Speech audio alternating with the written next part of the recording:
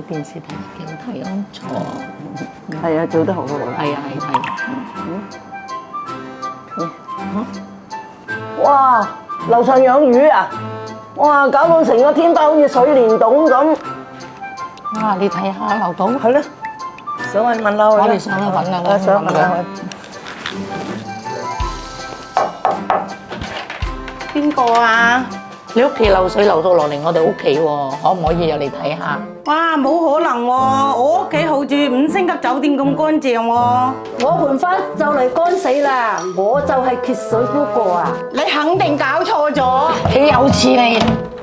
由於 A 單位住戶同 B 單位住戶協商不成 ，A 單位住戶可透過樓宇滲漏水爭議的必要仲裁制度解決滲漏水爭議，以仲裁方式取代進入涉事單位檢查或施工的同意等。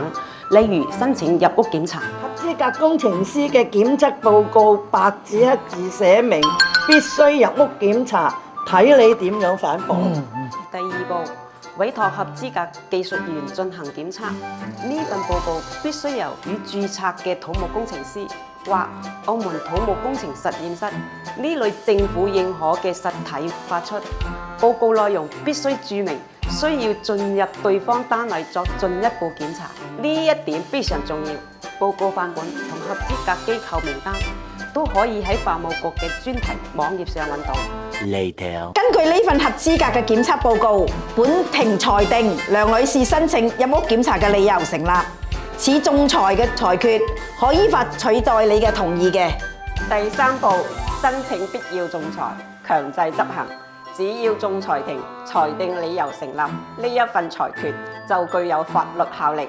如果好似 B 單位住戶咁樣仍然拒絕 A 單位住戶，可以憑藉仲裁裁決向初級法院申請強制執行。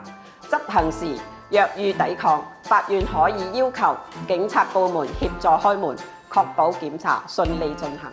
記住，入屋檢查嘅仲裁費用係固定嘅，如果後續需要強制維修、追討財產損害賠償，仲裁費用會按照爭議金額計算。如果經濟有困難，唔使擔心，仲可以按照司法援助嘅一般制度申請援助㗎。我哋終於清靜啦！原來對付啲唔講道理嘅鄰居嘅最好嘅辦法咧，就係按部就班，使用必要嘅仲裁。收好啦，收好啦，大家隔離鄰舍相處。多謝大家多謝。啲生果咧，協商不成，取得檢測報告，申請必要仲裁，樓宇滲漏水，仲裁幫到你。